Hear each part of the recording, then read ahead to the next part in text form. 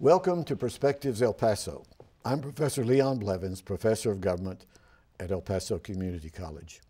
You've heard me say that many times if you've watched this program over the past 8 years.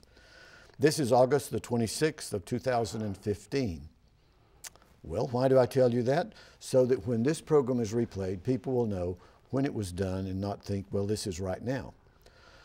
I have a special guest today that I met in passing at a restaurant in Truth or Consequences, New Mexico, about a year ago.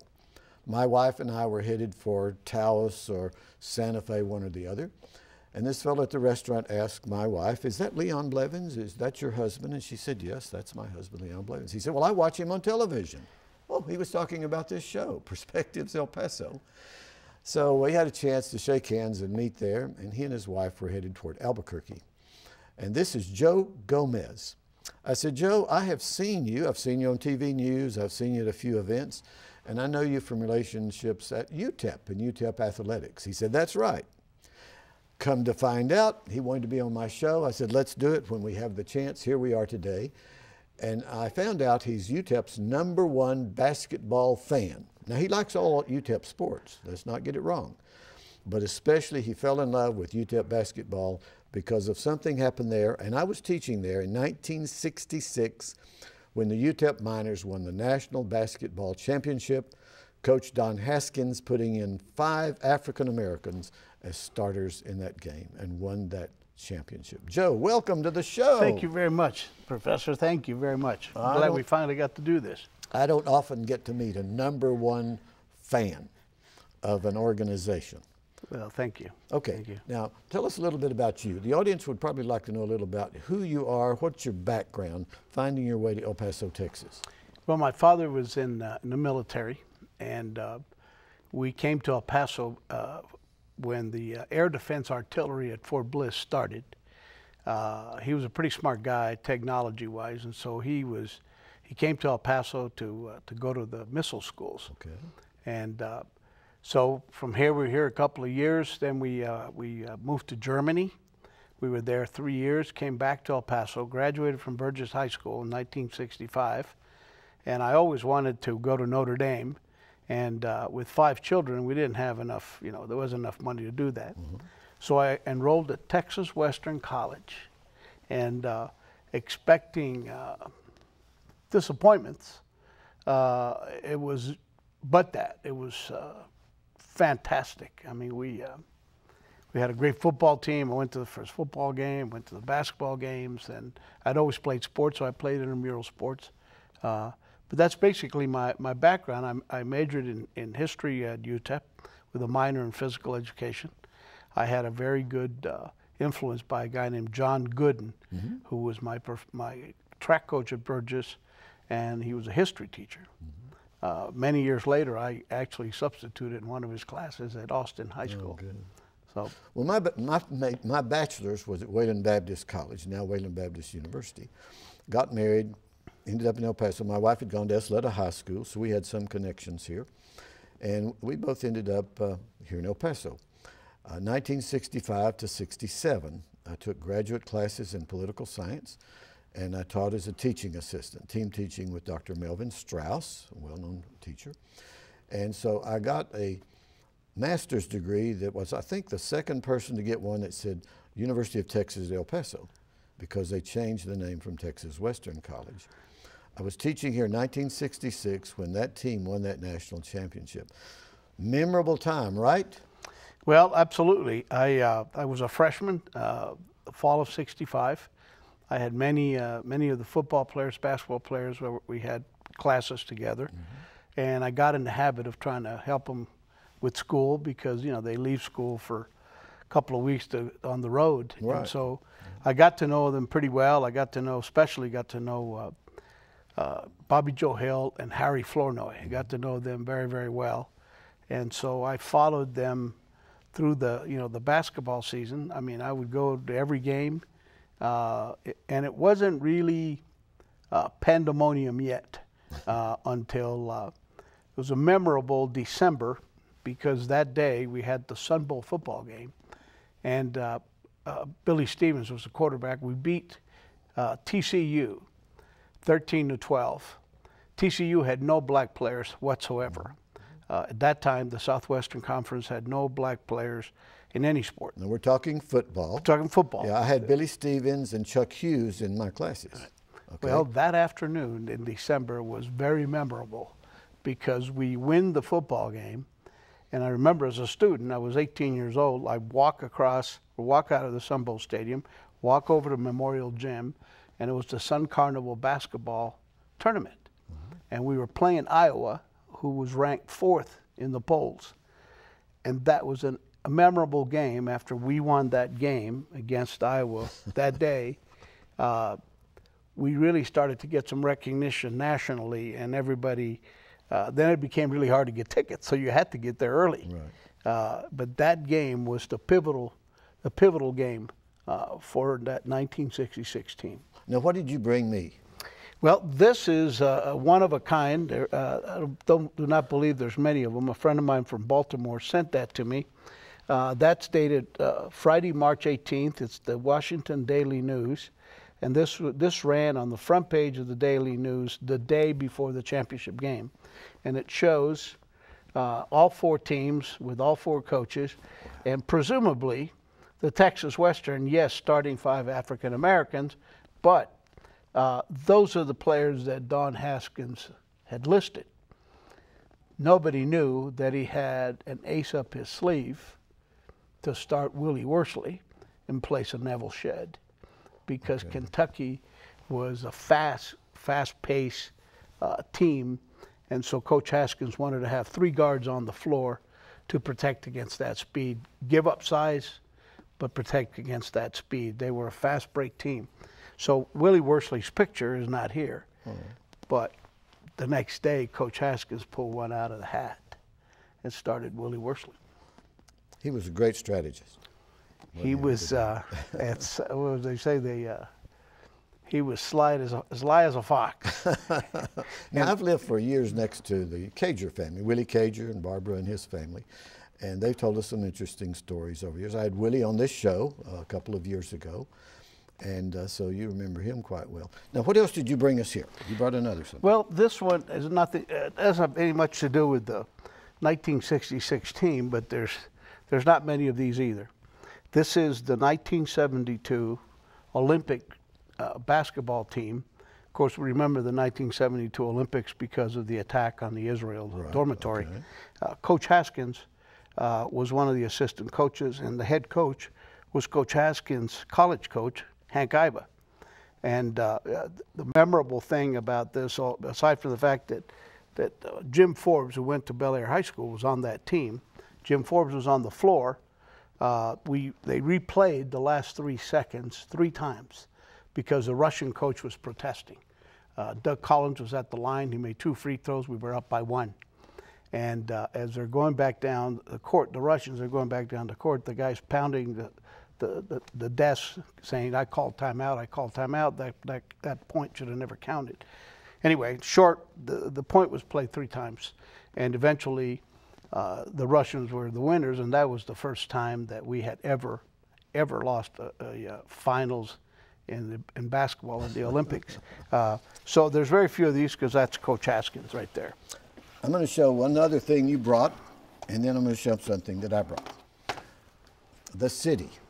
There's your picture on the front page of this publication here in El Paso, the city, and you autographed it to me. Thank you very much. I've got a collector's item. You're welcome. You're welcome. And by the way, I should mention that Joe has been honored by a group I'm with, the El Paso Historical Society, honored just a couple of years ago or so for work not only with sports at UTEP, but with historical things here in El Paso. You've helped set up the wall displays at the Museum of History for the Haskins and the team, for Farah, if I remember, and for the last time I saw you, I was Uncle Sam, and the thing you helped set up was about honoring the military in Fort Bliss. Yes. Right? So you deservedly. Thank you very much. I appreciate it. All of these wonderful honors. Very flattering. Thank you for that gift. Now then, I brought with me, Willie Cager autographed this one for me. This is the movie Glory Road, and here's a little paperback book.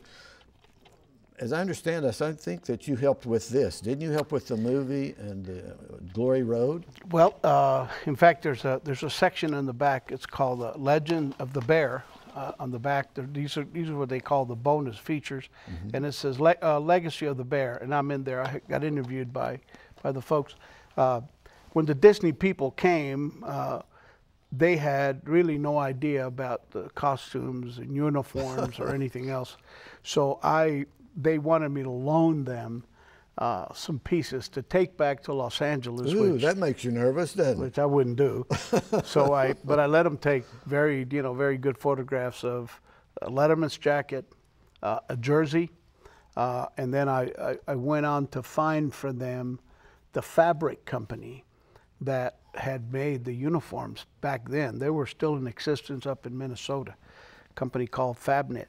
And so by giving them the name of the company, they were able to resurrect some fabric and duplicate the uniforms for the movie. And then I was in one of the features, but as they say, was left on the cutting room floor. Well, this is your history background coming up. You're not just a cheerleader for a team. This is your history and your research background coming out, right?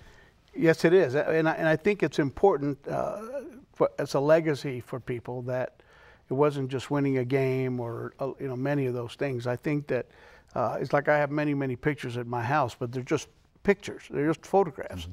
Unless there's something behind each one of them, they don't mean anything. Right. So I really enjoy being able to have folks and show a photograph and tell them some history about it, because history is very important to me. Okay. Now, when I had Willie Cager on this program, he made it a point to hold his hand kind of like this, because he had a very special ring on, and I've noticed that you have the ring on. How did this come about? Well, in the fall of 1985, I went to the athletic department. I asked them if I could get involved in a reunion, 20-year reunion of the '66 team. And I'll be very honest with you, and I've always been up front with folks. They had no interest in doing that whatsoever. Oh. So I went to Coach Haskins. Coach Haskins really told me, well, I wish I'd have come in second place. I've had so many issues with coming in first place. I know. He told me that. Many bad letters, many accusations.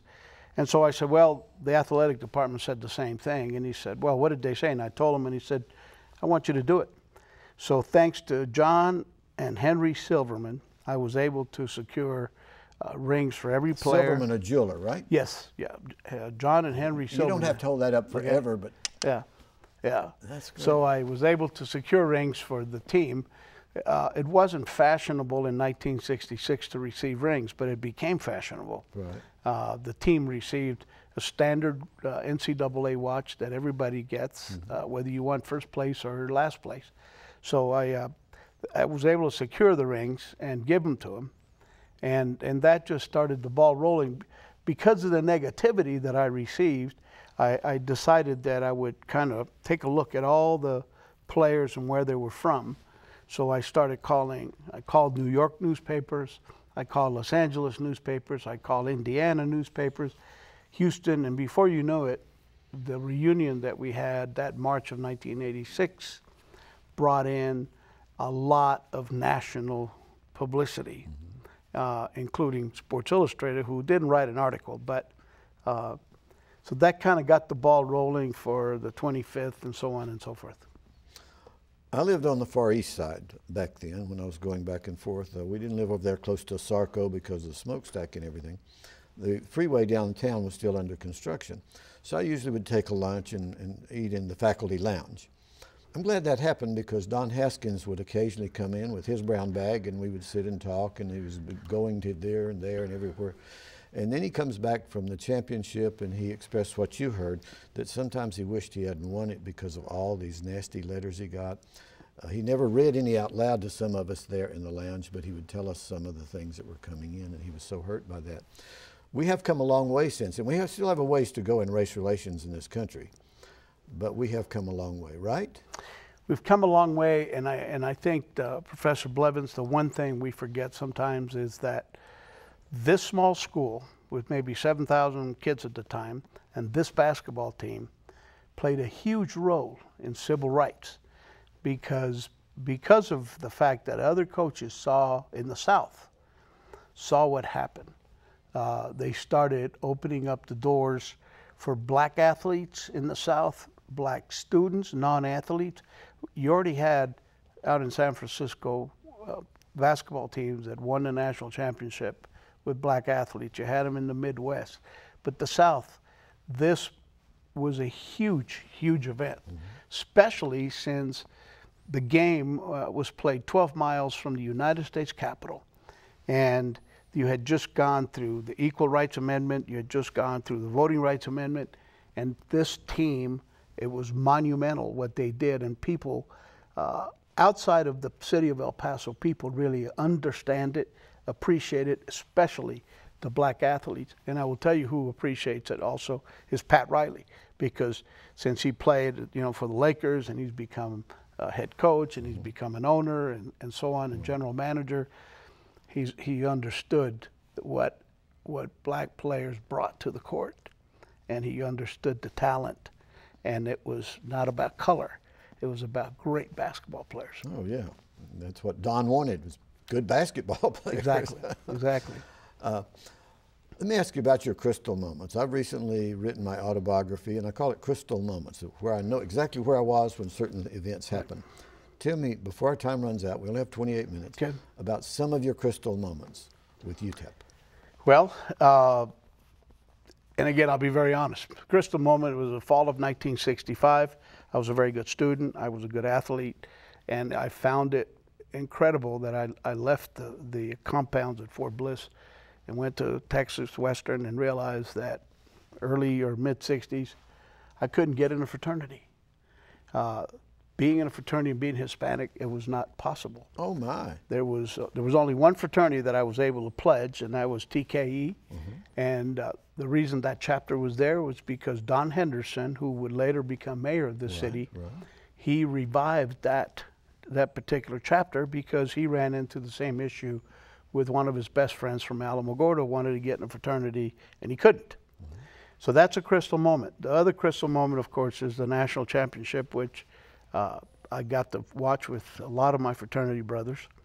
You went to Maryland? No, I did not. We were all sitting in front of a black and white television set with aluminum foil on the antennas to make it. That sounds like where we were. We were in an apartment and we were eating snacks, and when that final buzzer went off, my wife threw food all over the wall because she was so excited. You saw that all over town? Yeah, oh, absolutely. I was downtown at the plaza, San Jacinto Plaza. We went around the plaza. We came back to UTEP. That's a crystal moment because it helped define a lot of the reasons why I wanted to major in history. I felt that was historical. It's a moment in history that we really need to continue and appreciate. I haven't been really a one-man band like people say in that article, but it's really important, and it doesn't overshadow the fact that we have a wonderful university that is academic, and it has great research, and it's got great diversity. But we can't forget that particular moment in history, it is very important to a lot of people in this country. George Bush, when we went to the White House, that's another crystal moment in my life. So you got to go to that? Got to go to that. Okay. Have dinner with President Bush and the team. So that's another crystal moment, because who would ever thought that, you know, a military brat would be with the President of the United States? And I can tell you, he absolutely loved that team. He thought that, like I do, that it was a really important moment in history. Now, the saddest moment of that was Don did not get to go because of his health, right? That's correct. Yes, he didn't. In fact, because of his health, he didn't get to go to that. He didn't get to go to the ESPYs at the movie. The Glory Road won an ESPY award. He didn't get to go to the National Basketball Hall of Fame when the team was inducted. By that time, his health was getting, you know, he was going downhill with that, with his health. Another crystal moment, believe it, aside from the birth of my children, the National Basketball Association, when they got inducted in 2007, you had Phil Jackson being inducted. You had Roy Williams from Kansas and then North Carolina being inducted. The only standing ovation was for that team. And you had Kareem Abdul-Jabbar. You had a lot of big-time NBA players that rose to their feet when Harry Flournoy finished his speech. So that's another crystal moment. And down the road, there's another one coming. It's the 50th anniversary of that championship. Right. And the school is, I understand, I don't know all the details, but I understand that they have planned a lot of things that they will announce sometime down the road. And I hope I'm a part of it, because I've lived it all, and I know all those guys, and sad that Bobby Joe Hill wasn't around to see all of that. But those are kind of, in a nutshell, some of my, and it all surrounds UTEP, because without my education at UTEP, I'm not sure where I'd be. Yeah. Well, now it's been redesigned. The new Centennial Plaza that is there, that has changed it, the new buildings. I've had Dr. Natalicia on in the past, several years ago, and talking about the changes, what she's proudest of. She's proudest of those academic research things, the things that involve knowledge and information. Sure, she's proud of sports, but sports can lay a foundation that someone can get an education with. Sure. If they'll do it. Absolutely. Well, we have a few minutes left. Any other things that you'd like to bring up? And do we need to give a telephone number or anything if people say have some memorabilia they would like to add to your collection? Because some of your collection, I don't know what's going to happen with it after you pass from the scene. Will it go to UTEP for a museum or anything? Well, I have several items on loan at UTEP that would go to them when I pass. Okay. I also have a wonderful 4 feet by 6 foot painting of Coach Haskins. In fact, done by Philip Beheimer, who used to teach at El Paso Community College. Yeah. I remember him. That painting was commissioned by Adair Margot, wonderful lady. She commissioned that painting, and then commissioned some posters to go along with that to celebrate Coach Haskins' induction into the 1997 into the National Basketball Hall of Fame.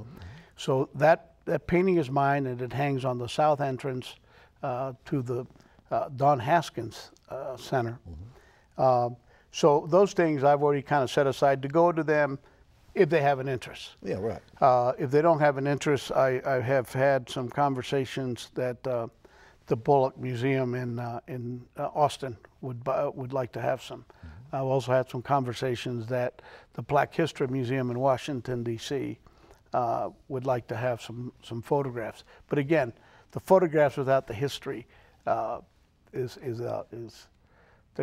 nothing there. I would like to say one thing, though, that it was a tough victory for Coach Haskins, because the Kentucky coach, Adolph Rupp, made a big deal about a couple of things. His kids were sick, which is, that's like sour grapes. He accused our team of having some guys that just got out of jail, some guys that just got out of college. And I just recently read a 1975 article in the Louisville Courier-Journal, where 9 years later he was still saying that we had some guys that were in prison. The NCAA did an investigation. They didn't find anything. And so I've spent a lot of my time writing to people and arguing with people elsewhere. Recently with a gentleman in Lexington, Kentucky, who was totally against UTEP playing Kentucky as a celebration for the 50th anniversary. Well, even the movie, they softened the image of Adolph Rupp. Well, I had heard some pretty good stuff, accounts of that there was one particular Hollywood actor that did not want to have Rupp portrayed as a racist. And so they played it very soft. But in fact, there are books out there that there's a gentleman by the name of Frank DeFord, a very celebrated Sports Illustrated writer who's still around. And he followed the Kentucky team through the Final Four. And he was in the locker room. And there's a book out there that pretty well finally describes the sentiment of the Kentucky coach at halftime, when it was really only a 34-32 or 34-31 halftime score. Bobby Joe had already done damage with a couple of steals, but that particular book tells you exactly what the sentiments were. It's okay for people to have sentiments, and they change as time progresses. But it's still in 1975, 9 years later, he still wasn't. And that's your historian coming out again. You want the accuracy of the story, not made up information. Exactly, exactly. So it's history, it's forgotten, people change. But I'll tell you one real quick tidbit. The movie's called Glory Road, but Adolph Rupp, he was 70 years old. The Commonwealth of Kentucky says you have to retire.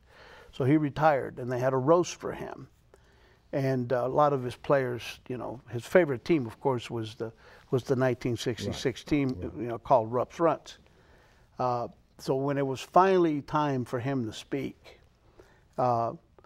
his last words were, "For all of you that have traveled the Glory Road with me, I will forever be grateful." Oh, man. So Glory Road, was that Hollywood? Did Hollywood know that? Was that just a name that they picked out of the sky? I have the VHS tape that's called Glory Road, and it's Adolph Rupp's roast. Well, Joe, you have so many wonderful memories. We need a 3-hour program. Absolutely, I'd love it. I'd love it. I mean, before my mind goes away, before I go into a total blank. Oh my goodness! But I really appreciate it. I appreciate you letting me talk about my passion. Yeah, well, you're a passionate man, and you wear that ring proudly. All right. Thank you very much. Appreciate you. Congratulations. Thank you so much. All that you have done as a historian, as a cheerleader, as a human being here in El Paso, Texas. Again, thank you very much for watching Perspectives El Paso. I'm Leon Blevins. Tune in again for another good show. We thank Joe Gomez, a forgotten person in this. But Joe Gomez, 20-some-odd years ago, decided that we were not going to be forgotten for what we've done, not only for the city of El Paso, but for the whole country. And he had a reunion that was so successful that he had to have several more after that. We want you to understand this. Understand this, that we did what we did because it was necessary. When you go back into those days and you know that these guys played hard, and we played the game because it was an escape for us. It was an escape from the reality of the times. It was when people would tell you what you couldn't do. People would tell you that you can't put 5 black players out on the floor at the same time. They would ask the question, why? Because they're black. You can't have 5 black players out there and think that one of them is going to lead the team. Why? Because they're black. If you put 5 black players out there, when the game gets tight, they're going to quit on you. Why? Because they're black. We had to break that.